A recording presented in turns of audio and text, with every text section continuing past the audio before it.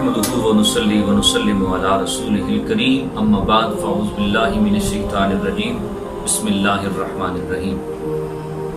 इमाम मुस्लिम ने इस हदीस को लिखा है। हज़रत अबू हुरैरा रज़ियल्लाहु ताला अन्हु इस हदीस को रिवायत करते हैं कि सरकार मदीना सल्लल्लाहु अलैहि वसल्लम ने इरशाद फरमाया, जो अल्लाह की रज़ा के लिए आजिज़ी करता है अल्लाह ताला उसे सरबुलंदी अता फरमाता है।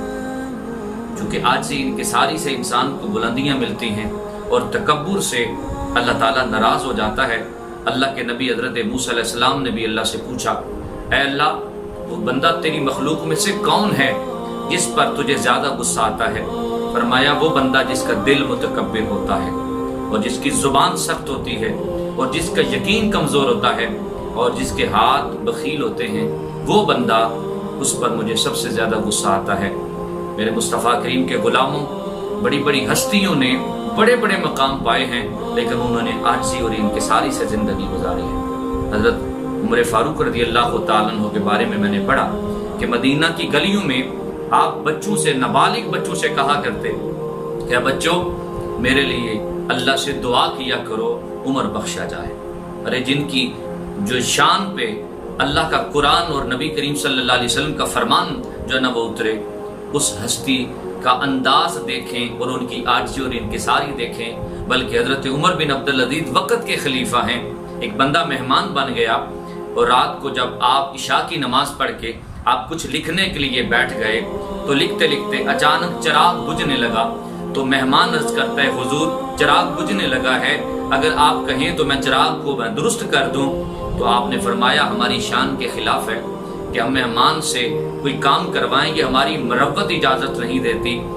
आपको फिर उसने अर्ज़ किया मेहमान ने कि हुजूर किसी गुलाम को जगा दूं कि वो इस चिराग को दुरुस्त कर दे। तो आपने फरमाया, ना ना, वो अभी सोया है, उसे सोने दो।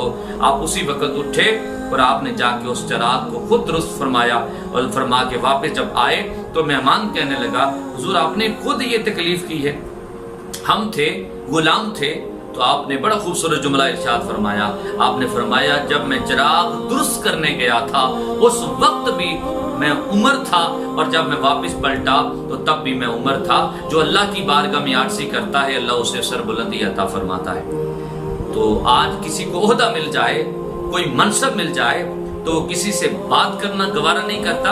आज किसी को कोई पैसे मिल जाए, अमीर हो जाए, अमीर ज़्यादा बन जाए तो किसी से सलाम लेना गवारा नहीं करता। इतनी अकड़ और तकब्बुर अल्लाह को पसंद नहीं है। हमें आजिज़ी और इनकिसारी में ज़िंदगी गुजारना होगी।